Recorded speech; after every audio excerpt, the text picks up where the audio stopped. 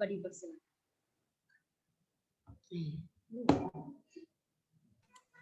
Selamat pagi semua, Shalom yang hadir dalam Zoom meeting ini, saudara-saudara yang dari gereja, ya, para pemuda gereja, dan juga saudara-saudara yang dari, kalau saya melihat nih ada murid-murid saya dari STT Dulos juga, dan juga selamat datang buat saudara-saudara alumni STT Obaja, ya, yang hadir dalam Zoom meeting ini. Lalu saya juga menyambut buat para dosen, Ibu Mary yang ada di dalam ruang Zoom meeting ini juga. Senang boleh bersama-sama dengan saudara pada saat pagi hari ini. Ya, suara saya jelas ya? Jelas suara saya? Oke, baik. Ya, ini terputus-putus soalnya kalau dari saya dengar dari sini ya. Baik, coba kita akan melihat bersama-sama. Ya, saya mungkin boleh perkenalkan diri saya sekalipun sudah dikenal. Ya, jadi saya William Hermon. Saya lahir 12 Mei 1969. Ingat bulan Mei ya, ulang tahun saya. Kalian harus kasih kado saya. Ya, usia saya tahun ini 52 tahun. Ya, sudah cukup tua sebenarnya, tapi ada kata tua. Anda masih fit lah. Kalau dosen itu kan pensiun tuh, jadi masalah menurut saya dari segi usia. Ya. Lalu saya studi S1 di teologi di STII Yogyakarta. Saya S2 teologi, saya tinggal karena pada waktu itu dibutuhkan orang-orang PAK. Ya. Lalu saya S3 teologi di STT Berita Hidup Solo. Ini sedang tahap akhir ya, penyelesaian tugas akhir disertasi. Ya, kemungkinan dalam waktu dekat ini ada ada seminar hasil penelitian. Saya udah pinjam kampus STT Obaja untuk mempertemukan orang-orang di sana. Lalu 26 sampai 27 atau 27 sampai 28 Mei ujian disertasi, lalu tanggal 3 Juni saya wisuda. Ya, saya di Berita Hidup Solo. Ya. Nah, saya sudah menikah dan dikaruniai 4 orang anak. Lalu tugas pelayanan saya gembala jemaat di Hoikos El Sadai. Lalu saya pendeta konsulen di POK Anugerah Taman Galaksi. Lalu dosen di STT Dulos dan STT Obaja Jakarta. Ya, kalau di GKB Hoikos El Sadai saya juga masih majelis sinode, ya, majelis sinode yang mengurusi sinode juga. Baik, itu perkenalan saya. Mari kita coba melihat bahwa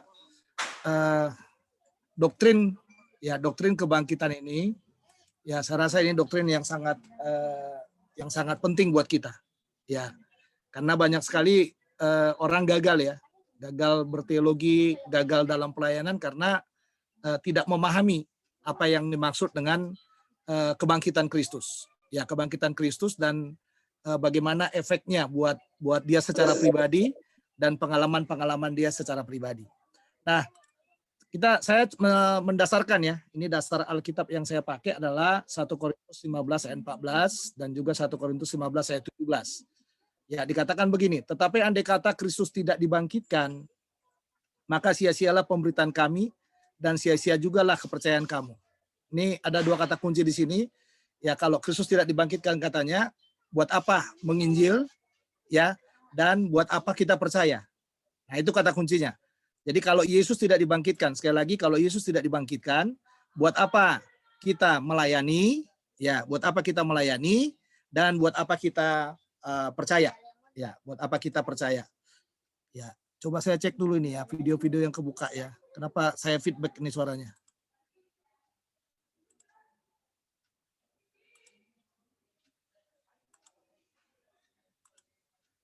Oke.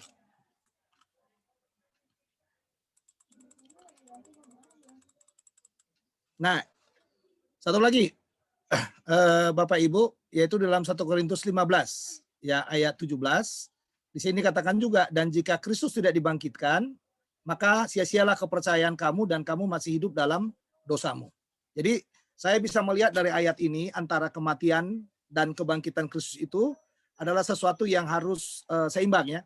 Jadi kalau kita percaya kepada Yesus yang mati, seharusnya kita juga harus percaya kepada Yesus yang bangkit, Yesus yang hidup. Ya, dalam arti supaya apa? Supaya kematian Kristus itu tidak sama dengan kematian dari orang-orang ya, seperti kita mungkin matinya kita ya, kalau kita mati kan mungkin kita tidak akan dibangkitkan, belum dibangkitkan ya, atau kita tidak bisa seperti Kristus ya, Kristus yang dibangkitkan juga. Jadi bagian ini menjadi bagian yang menurut saya cukup mendasar ya, dua ayat ini ya. Bahkan mungkin 1 Korintus 15 itu semuanya ya bisa dilihat itu ya nanti, tapi saya cuplik ini saja ya untuk melihat kepada kita bahwa kematian dan kebangkitan Kristus itu menjadi inti yang sangat penting ya, yang sangat penting di dalam membangun doktrin kebangkitan Kristus ya. Jadi apapun yang kita bicarakan, kita bersyukur kepada Paulus sekalipun dia adalah rasul yang ditangkap oleh Tuhan ya, yang berbeda dengan mungkin dengan 12 rasul lainnya ya, cara Tuhan mendidik dia, tapi di dalam memahami kematian dan kebangkitan Kristus itu Paulus itu jauh lebih luar biasa menurut saya untuk menjabarkan kepada kita makna kebangkitan Kristus itu. Jadi kristologinya Paulus itu adalah kristologi yang sangat luar biasa sekali, kristologi yang memang diikat dengan doktrin yang sangat kuat, dan salah satu pengikat dari doktrin kristologinya Paulus itu adalah bicara tentang kebangkitan Kristus. Ada beberapa buku yang saya amati pada waktu saya akan menyampaikan seminar ini. Buku yang pertama adalah buku dari John Walvoord. Dia adalah guru besar di Dallas Theological Seminary. Ya, John Walvoord ya, Yesus Kristus Tuhan kita. Lalu saya selalu diingatkan oleh dosen saya, guru saya yang sangat saya hormati dalam berteologi, yaitu Dr. Chris Marantika, yang selalu berkata begini, kalau kamu mau bicara apapun, jangan lupakan saya, katanya. Maksudnya jangan lupakan beliau. Karena yang saya tulis ini, ya saya sangat yakin sekali beberapa dekade ke depan, yang saya tulis ini belumlah pudar, katanya gitu, saudara. Nah, jadi saya juga menyuplik dari beberapa pandangan-pandangan beliau, ya secara khusus dari bukunya Kristologi. Ya, Kristologi yang tadinya memang itu diktat kuliah di kampus kami, tetapi pada akhirnya itu dibukukan ya oleh teman-teman, dibukukan dan dikeluarkan oleh Iman Press ya, STI Yogyakarta. Lalu saya juga menyelidiki apa yang dicatat oleh Teologia Kristen ya, Teologia Kristen ya, jilid 2 itu bagian-bagian dari kristologi. Saya melihat di sana khususnya doktrin kebangkitan cukup luar biasa itu ya, cukup luar biasa, dan memang itu harus menjadi pegangan-pegangan kita. Ditambah lagi pandangan dari Charles Ryrie, teologi dasar, lalu Henry Tison ya, teologi sistematik, dan Louis Berkhof juga. Saya memperhatikan beberapa buku-buku lain yang memang bisa saya lihat bahwa doktrin kebangkitan itu adalah sesuatu yang luar biasa sekali. Jadi teman-teman kalau mau melihat tentang kristologi atau doktrin kebangkitan itu, saya merujuk buku-buku itu, ya itu memang buku-buku yang sangat klasik, sangat kuno mungkin ya dibandingkan sekarang, karena saya kuliah buku itu sudah saya gumuli ya. Lalu sekarang saya menyampaikan seminar ini, buku itu masih ada dan sudah diperbaharui ya beberapa kali ya, diperbaharui beberapa kali dalam penerbitan-penerbitan yang ada. Ya. Karena nanti kalau saudara menulis jurnal kan, kalau tidak penerbitan 5 tahun terakhir kan itu kan nggak bisa dikutip katanya ya dalam menulis jurnal ya. Nah, tapi bagus ya, karena buku itu memang sudah direvisi berkali-kali, khususnya teologi dasar dan buku-buku yang lain itu. Nah, mari kita lihat sekarang saudara, ini beberapa hal penting di sini tentang pendahuluan saya. Saya mau berkata begini, kebangkitan Yesus adalah salah satu kebenaran dasar iman Kristen. Jadi nggak bisa kita nggak bilang nggak benar ya. Murid-murid yang mula-mula didorong untuk bersaksi bagi Kristus, sebab mereka percaya bahwa Yesus Kristus telah benar-benar mati dan benar-benar bangkit kembali secara apa? Badaniah dari kuburnya. Ini saya sangat suka sekali apa yang dikatakan oleh Markus. Ya, oleh Markus itu, ya di bagian terakhir itu kalau saudara ingat apa pesannya malaikat itu, pergilah, dia sudah mendahului kamu ke Galilea katanya. Dan setelah Yesus bangkit juga, ada satu catatan dari Markus di sana, setelah Yesus bangkit itu ternyata dia masih memberitakan kebangkitan itu. Dan nanti setelah Yesus bangkit itu dan naik ke sorga dalam peristiwa kenaikannya dan Pentakosta itu, ternyata murid-murid lebih semangat lagi. Ya, lebih semangat lagi untuk apa? Memberitakan kematian dan kebangkitan daripada Kristus itu. Nah, dari segi apologetik bagi teologi Kristen, iman kepada Yesus Kristus sebagai anak Allah berdiri atau jatuhnya sangat erat hubungannya dengan apa? Masalah kebangkitan Kristus secara badania. Ya, saya sangat sedih loh terakhir ini ya, masalah Trinitas itu ya. Trinitas itu saya melihat itu apa namanya, Allah Tritunggal itu dibicarakan itu, yaitu seenak dewe kata orang. Ya seenaknya dewe gitu. Kadang-kadang saya berpikir gini, orang-orang yang apa namanya, yang membantah tentang ketritunggalan, membantah hal-hal yang berkaitan dengan Trinitas itu, kira-kira takut Tuhan nggak ya? Itu aja pertanyaan saya, saudara. Ya, lalu saling menuduh kamu sesat dan lain sebagainya gitu ya. Nah, itu hal-hal yang sebenarnya yang harus kita pikirkan bersama-sama sebagai mahasiswa teologi juga dalam apologetik ya teologi Kristen itu.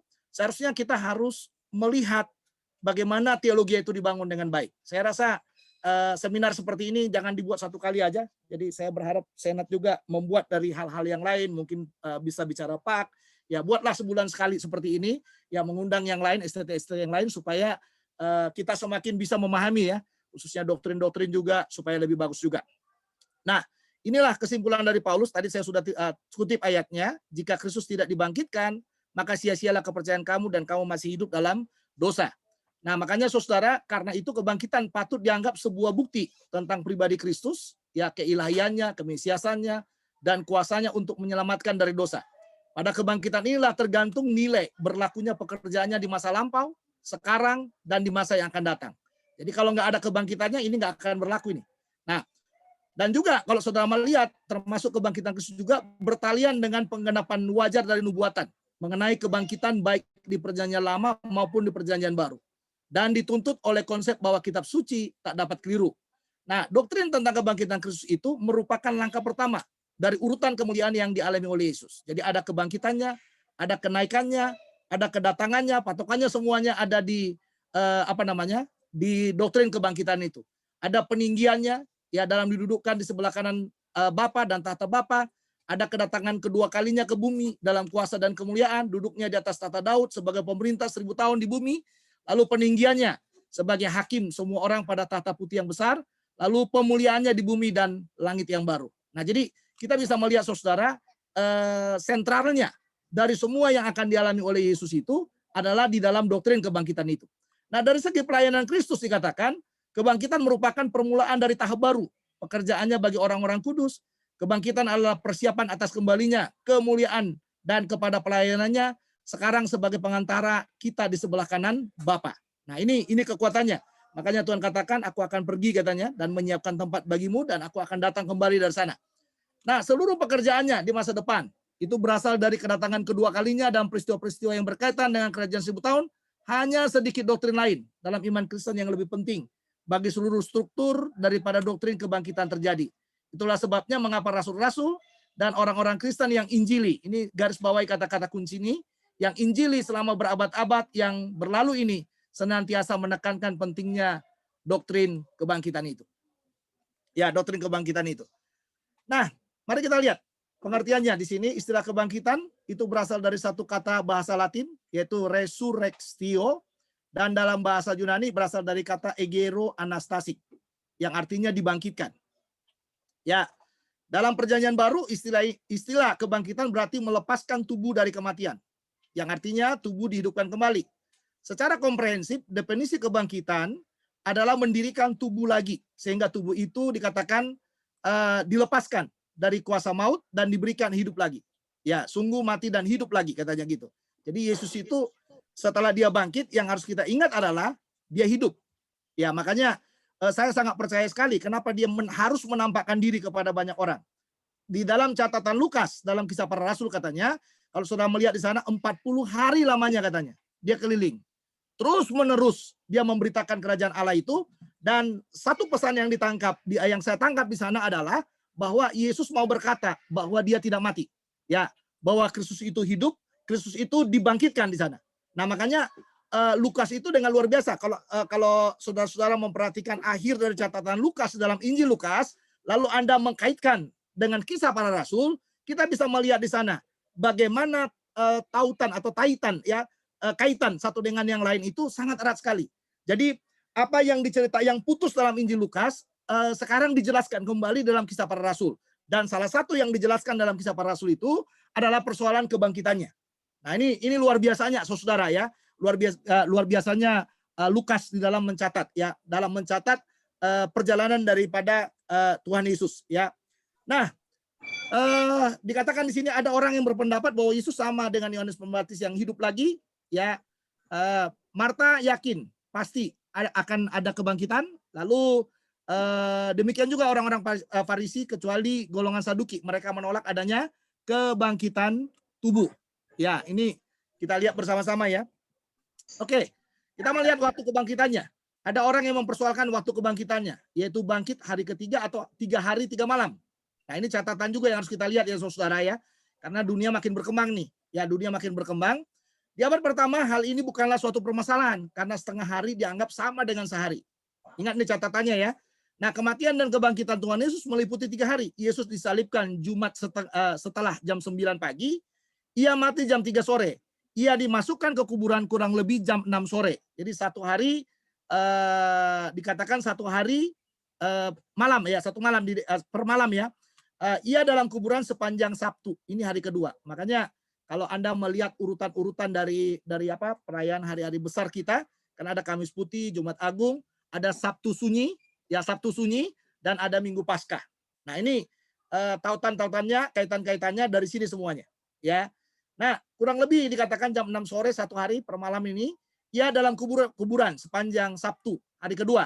Jadi kebangkitan pagi-pagi benar hari Minggu, ini satu hari penuh. Dengan demikian terbukti bahwa kebangkitan Yesus pada hari yang ketiga.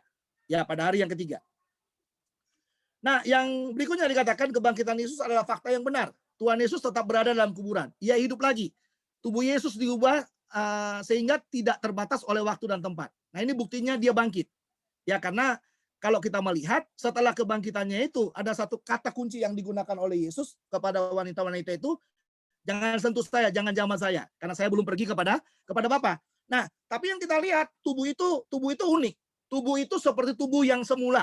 Ya, tubuh yang semula hanya setelah pasca kebangkitan itu dikatakan sudah tidak lagi dibatasi oleh waktu dan tempat. Jadi dia bisa hadir tiba-tiba.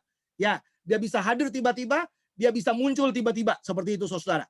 Nah, tubuh Yesus tak lagi dibatasi oleh kematian. Ada banyak ayat yang menunjukkan kepercayaan Kristen mengenai kebangkitan. Ini ayat-ayat yang cukup penting bisa Anda perhatikan bahwa tubuh Yesus itu tidak lagi dibatasi oleh kematian. Nah, buktinya ialah orang-orang Kristen abad pertama percaya kebangkitan Yesus. Ya, percaya kebangkitan Yesus. Nah, di dalam bagian ini sebenarnya saudara, ini ada penolakan-penolakan, tapi ini sesinya Pak Melki ya. Jadi ini saya tidak akan sampaikan di tempat ini. Ya,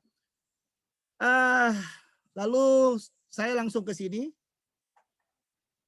Ini ya tulisan mengenai kebangkitan. Nah, ini masalah waktu dikatakan. Jadi ada beberapa hal yang sama dalam perkataan dari 4 Injil. Ini kalau kita mau melihat ya, secara biblikal kita mengamatinya, mengenai waktu dikatakan pagi-pagi benar pada hari pertama, wanita-wanita lebih dahulu. Nah, ini ada persetujuan bahwa kuburan terbuka dan kosong, semua setuju bahwa kuburan itu dijaga oleh malaikat, malaikat itu mengumumkan kebangkitannya. Jadi bukan manusia yang mengumumkan kebangkitannya ya, malaikat yang mengumumkan kebangkitannya. Lalu semua juga setuju bahwa malaikat mengutus berita kepada murid-murid Yesus, ini wanita, dan semua setuju bahwa Yesus dilihat oleh murid-murid sesudah kebangkitan. Tetapi ada juga perbedaan antara lain, yaitu berkaitan dengan apa? Waktu. Ya, waktu tepatnya. Jadi Markus mencatat pagi-pagi benar pada hari pertama. Nah, demikian juga Lukas mencatat pagi benar hari pertama. Ya. Lalu namun Matius, nah ini ada perbedaannya di sini. Namun Matius mencatat pagi hari pertama masih gelap. Akan tetapi perbedaan ini tidak membatalkan kebenaran kebangkitan daripada Yesus. Kenapa? Harus ingat ya. Harus ingat baik-baik saudara. Yang diberitakan adalah persoalan dia bangkit. Jadi yang dicatat di dalam bagian ini, baik yang dicatat oleh oleh Markus, oleh Matius, oleh Lukas, sebenarnya justru memperkaya hasanah kita untuk melihat bahwa ternyata sorotan tentang waktu kebangkitan Yesus itu bisa disoroti dari beberapa sisi di sana. Ya, bisa disoroti daripada beberapa sisi. Dan saya sangat percaya sekali bahwa Alkitab itu adalah benar. Ya, dia tidak memutarbalikkan kebenaran karena yang mau ditampilkan oleh para penulis Injil itu adalah kisah daripada kebangkitannya. Ya. Jadi sekalipun ada waktu pagi-pagi benar dan lain sebagainya di sana, ya, mau pagi-pagi benar, hari masih gelap dan lain sebagainya, yang jelas minggu pertama pagi Yesus sudah bangkit. Nah, itu kata kuncinya ya.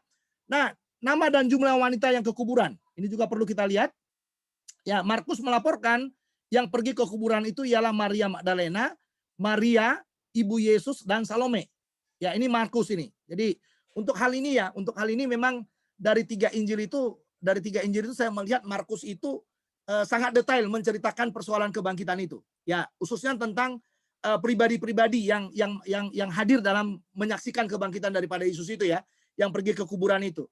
Ya, saya nggak tahu. Ya, saya sampai hari ini berpegang bahwa Injil yang paling tua itu adalah Markus. Ya, Injil yang paling tua itu adalah Markus, bukan Matius. Sekalipun Matius ditaruh di depan, itu karena urutan dari persoalan yang sedang diceritakan tentang kehadiran Yesus sebagai raja itu. Tetapi kalau bicara informasi, ya informasi tentang Yesus, saya rasa Markus lebih tua mencatat semuanya. Ya, dan mungkin saya agak lebih condong kepada Markus. Karena apa? Karena Markus itu menulis Injilnya sesuai dengan apa? Sesuai dengan apa yang dialami oleh Petrus. Karena Markus ini sangat dekat dengan Petrus, jadi catatan-catatan yang dicatat oleh dia, saya sangat percaya sekali saudara bahwa informasi itu menjadi informasi yang luar biasa. Nah, lalu Matius melaporkan hanya Maria Magdalena dan Maria yang lain. Nah, lihat di sini perbedaannya ini. Ya. Lalu sedangkan Lukas hanya menunjuk pada kata mereka. Jadi ini nggak tahu siapa ini, tapi dikatakan mereka. Dan Yohanes hanya menyebut Maria Magdalena. Nah, ini lalu yang berikutnya, beberapa malaikat ada di kuburan. Ini fakta-fakta teologis atau biblikal yang bisa kita lihat di dalamnya. Jadi Matius dan Markus menyaksikan hanya ada satu malaikat. Matius dan Markus ya. Sedangkan Lukas dan Yohanes melihat ada dua malaikat. Nah, ini nggak tahu nih. Ya, tapi yang jelas saudara yang harus kita lihat dalam fakta ini bahwa mau satu ataupun mau dua, saya selalu berkata, malaikat-malaikat ini dipakai oleh Allah, dipakai oleh Tuhan untuk mengatakan bahwa Yesus sudah bangkit. Ya kan?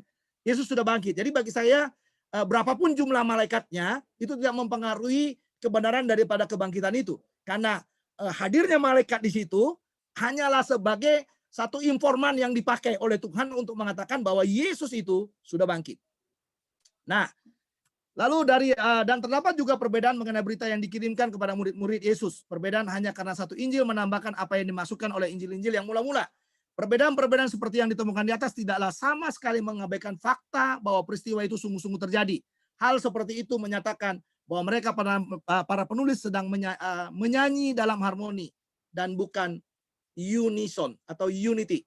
Jadi mereka tidak melihat secara sama semua beritanya, tapi saya sangat senang sekali kalau mereka melihat dengan cara yang berbeda-beda. Luar biasa ini saudara. Anda harus sebagai mahasiswa teologi, Anda harus meningkatkan pemahaman saudara terhadap konsep-konsep ini. Jadi perbedaan-perbedaan cara melihat dari para penulis Injil itu jangan jadikan menjadi fakta untuk mengatakan bahwa berita kebangkitan itu menjadi berita yang tidak harmoni, tapi justru dikatakan sedang menyanyi dalam harmoni. Jadi sedang menyanyi dalam harmoni. Matius nyanyi dengan nyanyian dia, Matius nyanyi dengan nyanyian dia, Lukas nyanyi dengan nyanyian dia. Pada waktu kita membaca berita kebangkitan itu menjadi berita yang sangat luar biasa bagi kita. Ya. Oke. Nah, ini lagi pembuktian kebangkitan Kristus. Jadi kenyataan sejarah yang banyak, terutama melihat 17 kali penampakan Yesus, yakni 11 kali sebelum kenaikannya, 6 kali sesudah kenaikannya ke surga. Penjaga-penjaga menyaksikan malaikat menggulingkan batu kuburan. Nah, ini dia saudara. Penjaga-penjaga ini melihat itu. Nah, mereka takut karena itu berarti mereka tidak patut sebagai penjaga, bahkan penghancuran meterai Romawi adalah suatu pelanggaran besar. Jadi imam besar mengusulkan suatu penipuan, laporan kepada para penjaga. Nah, ini luar biasa ini saudara. Jadi penjaga itu melihat kuburan itu digulingkan, lalu terjadi kompromi. Kenapa seperti itu? Karena ada meterai Romawi di sana. Meterai itu kalau ada yang membuka segelnya, mereka akan dihukum mati.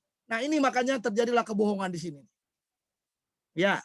Dan biasanya orang-orang yang sesat, orang-orang yang suka memperdebatkan tentang kebangkitan Yesus, dia akan memakai apa? Dia akan memakai informasi yang berhubungan dengan yang seperti ini. Berita-berita kebohongan. Ya. Lalu kunjungan wanita-wanita ke kuburan. Baru sesudah batu terguling. Wanita-wanita itu ialah Maria Magdalena, ya Maria Ibu Yesus, Salome, dan lain-lain. Demikian juga pengumuman malaikat bahwa Yesus sudah bangkit. Ya, Maria Magdalena dikatakan memimpin rombongan wanita-wanita itu. Mengabarkan kebangkitan Kristus kepada murid-murid. Petrus, Yohanes. Modal dong. Ya. Nyambung. Sorry, tolong speakernya ya. Tolong speakernya. Aduh. Ya, ini kencang-kencang kali suaranya. Ya.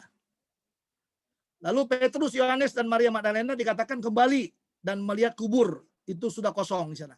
Lalu Maria Magdalena rupanya belum percaya sungguh-sungguh di sana. Lalu penampakan diri Kristus, ya Ardi, tolong Ardi, suaranya Ardi.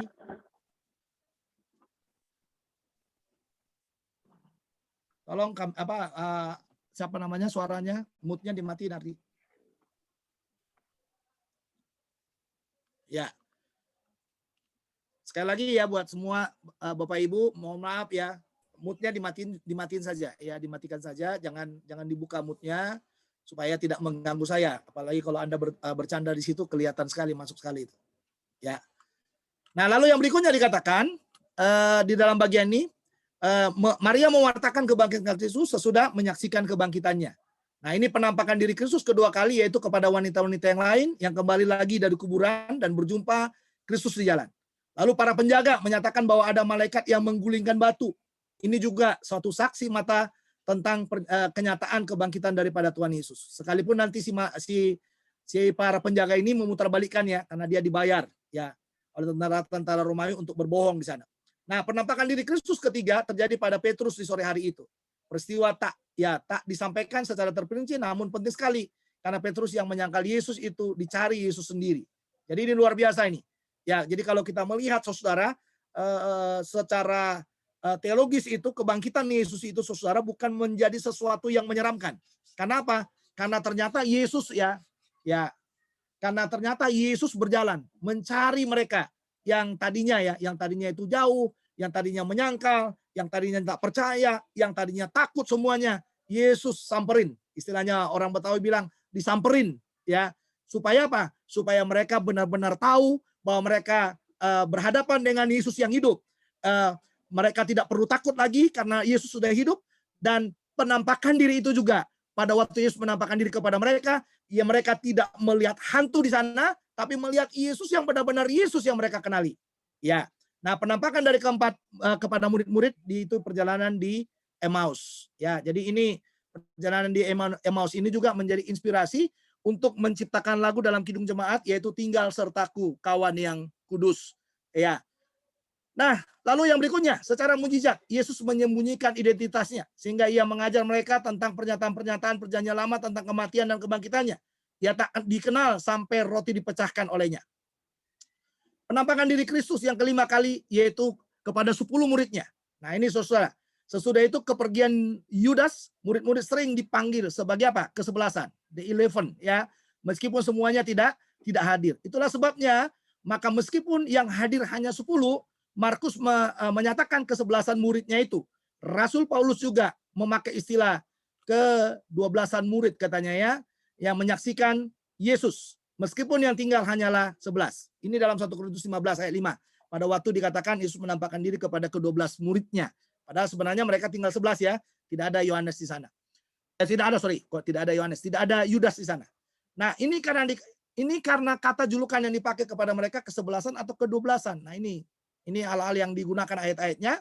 Lalu penampakan diri Kristus ke-6 kali ialah kepada ke-11 murid. Thomas hadir seminggu sesudah kebangkitan. Penampakan diri Kristus ke-7 kali ialah kepada 7 murid di Danau Galilea. Petrus mendapatkan perhatian khusus, termasuk juga penangkapan ikan secara ajaib. Lalu penampakan diri Kristus ke-8 kalinya yaitu kepada 500 orang yang dicatat oleh Rasul Paulus. Nah ini yang dari 1 Korintus 15 ini ya. Lalu penampakan diri Kristus ke-9 kali yaitu kepada Yakobus saudara Yesus. Ada bukti bahwa Yakobus belum menjadi orang beriman sebelum kebangkitan. Namun baru saja setelah kebangkitan ia dihisapkan sebagai seorang di antara orang percaya. Ia kemudian dipanggil menjadi pemimpin yang utama di gereja yang dihadiri para rasul. Jadi Yakobus itu sangat terkenal sekali ya pada gereja mula-mula itu. Lalu penampakan diri Kristus ke-10 kali adalah ke-11 murid di Bukit Galilea. Disitulah ia memberikan amanat agung untuk memberitakan Injil. Amanat tersebut dinyatakan juga dalam nats Injil yang lain. Ya, lalu penampakan diri Kristus yang ke-11 kali adalah di saat kenaikannya ke surga dari Bukit Zaitun. Yang menampakkan terakhir sebelum kenaikannya ke surga. Penampakan diri Kristus ke-12 kali ialah kepada Stefanus sebelum kematian Saidnya, meskipun sifatnya lain sedikit, tapi bisa membuktikan kesungguhan kebangkitan Yesus. Nah, ini yang dibilang.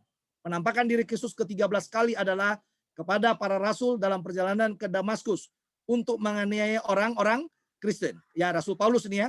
Dalam kesempatan itulah Rasul Paulus dipalingkan kepada iman dan dia diselamatkan. Lalu penampakan diri ke-15 kali kepada Rasul Paulus di Arabia, ke-16 kali di penjara Kaisaria, lalu ke-17 kali di Pulau Patmos katanya. Jadi Yesus itu terus berbicara. Makanya saya bilang tadi kepada saudara, kita harus bersyukur bahwa kita bertemu dengan Paulus yang ditangkap oleh Tuhan yang benar-benar bisa menjelaskan bagaimana Kristus campur tangan dalam segala sesuatu dalam perjalanan pelayanannya. Oke, di sini ada pembuktian ya kebangkitan Kristus dalam Injil-Injil dan buku-buku Perjanjian Baru. Nah, ini semuanya ya dalam kitab-kitab Injil, Matius 28 ayat 9, ada di sana Tuhan Yesus berbicara dengan rombongan Maria Magdalena, mereka menyentuh kaki Yesus.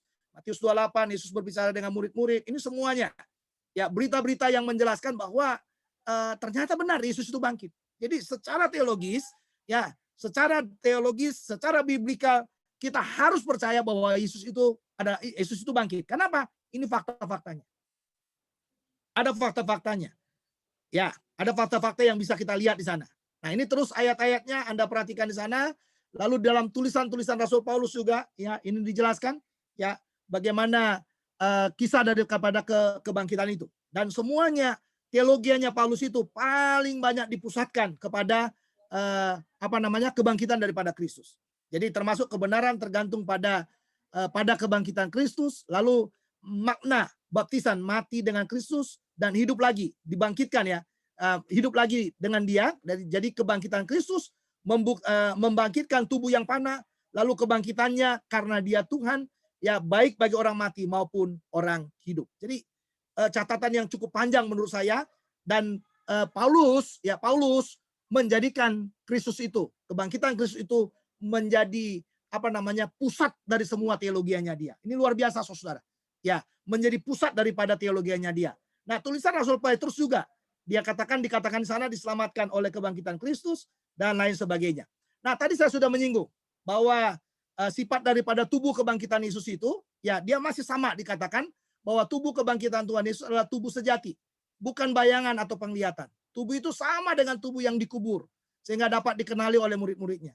Dalam Yohanes 20 ayat 27, Tuhan Yesus berbicara dengan Thomas dan menyuruhnya untuk mengulurkan jarinya, untuk menyentuh tangan dan lambung Yesus yang tertikam. Jadi hal ini sungguh membuktikan bahwa tubuh kebangkitan Yesus adalah tubuh sejati. Tubuh kebangkitan Yesus adalah tubuh yang dipermuliakan, telah diubah ya dengan kodrat esensi yang kekal, pembatasan diri ditiadakan. Makanya ada satu kata setelah kebangkitan itu, jangan sentuh saya katanya, jangan sentuh dulu karena saya belum pergi kepada Bapa. Lalu tubuh yang telah diubah ini membuat murid-murid tidak mengenali Yesus dengan baik. Ya, sesudah kenaikan Yesus dipermuliakan lebih lagi. Serangkaian pernyataan firman Tuhan berikut ini meneguhkan bahwa kebangkitan Yesus sungguh-sungguh ada. Nah, ini misalnya Stefanus ya, melihat Tuhan Yesus berdiri sebelah kanan Bapa lengkap dengan kemuliaannya. Ini luar biasa. Waktu Stefanus hampir mati itu, itulah yang menguatkan dia dari martir yang sedang dialami waktu dia dilempari oleh batu itu, yang dipimpin oleh Saulus atau Paulus itu, ya dia melihat, dia menyaksikannya saudara. Dia menatapnya. Ya, dia melihat apa yang di mana Yesus berada di sana. Di sebelah kanan dikatakannya, di sebelah kanan Bapa lengkap dengan kemuliaannya. Lalu Kisah Rasul 9, kemuliaan Kristus begitu besar dan luar biasa sehingga Paulus yang melihatnya menjadi buta juga. Ya. Ini luar biasa ini. Kalau dibilang sekolah teologi yang sangat yang sangat cepat itu ya Paulus itu.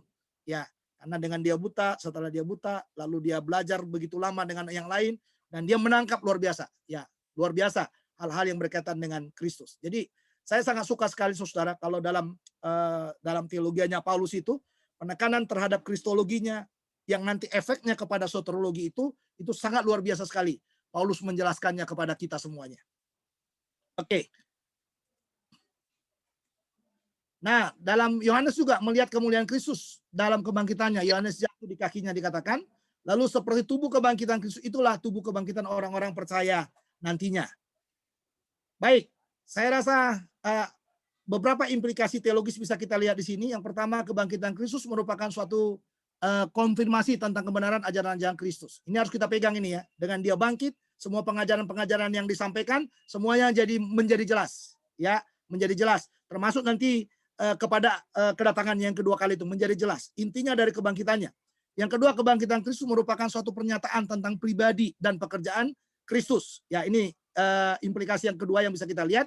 Jadi bisa kita lihat di sini Yesus Kristus ternyata dianut secara universal oleh gereja sebagai anak Daud kemanusiaannya dan anak Allah keilahiannya. Roma 1 ayat 4 menyatakan kebangkitannya adalah bukti keilahiannya.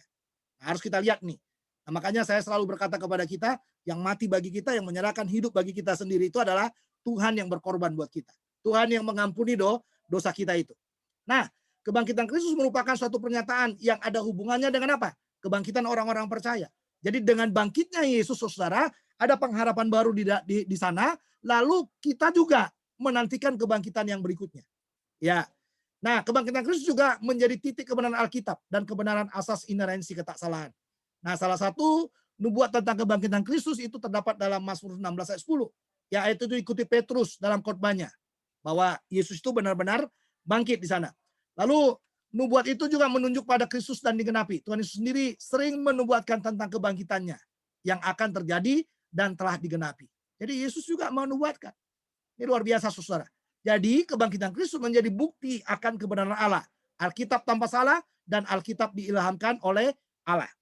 Nah, kebangkitan Kristus merupakan suatu pengaruh terhadap kehidupan rohani di masa kini dari orang-orang Kristen. Jadi mempengaruhi kehidupan rohani kita. Nanti mungkin di bagian terakhir dalam praktika atau aplikasi yang akan kita lihat apa yang kita lakukan ya tentang kebangkitan ini nanti akan kita perdalam ini, saudara. Nah, lalu kebangkitan Kristus merupakan suatu langkah pertama dalam tahap-tahap pemulihannya. Kebangkitan pada hakikatnya merupakan bukti keilahian, kemanusiaan dan kuasa penyelamatan dari dosa. Nah, ini luar biasa ini ya. Lalu dan segala sesuatu yang berkaitan dengan nubuat PL ya tentang kebangkitan Yesus itu dicatat dengan luar biasa. Langkah-langkah pemuliaan itu terdiri dari kebangkitan, kenaikan, dan akan datang kembali. Itu semuanya kata kuncinya ada di dalam kata kebangkitan itu. Ya. Lalu kebangkitan membawa Kristus pada pelayanan yang baru bagi orang-orang percaya. Nah, sekarang dia berfungsi ini menjadi juru syafaat. Ya. Lalu pentingnya doktrin ini diungkapkan oleh Rasul Paulus waktu ia berkata, bila Kristus tidak dibangkitkan, imanmu sia-sia adanya, kamu masih berada di dalam dosa-dosamu. Lalu kebangkitan Kristus menjadi tumpuan pelayanannya di masa kini dan di masa yang akan datang. Jadi inti dari semuanya, ya saya simpulkan saudara, apa yang saya jelaskan kepada saudara dari sudut teologis, kebangkitan daripada Yesus itu dibuktikan, ya bisa dibuktikan, bisa dicatat, ya.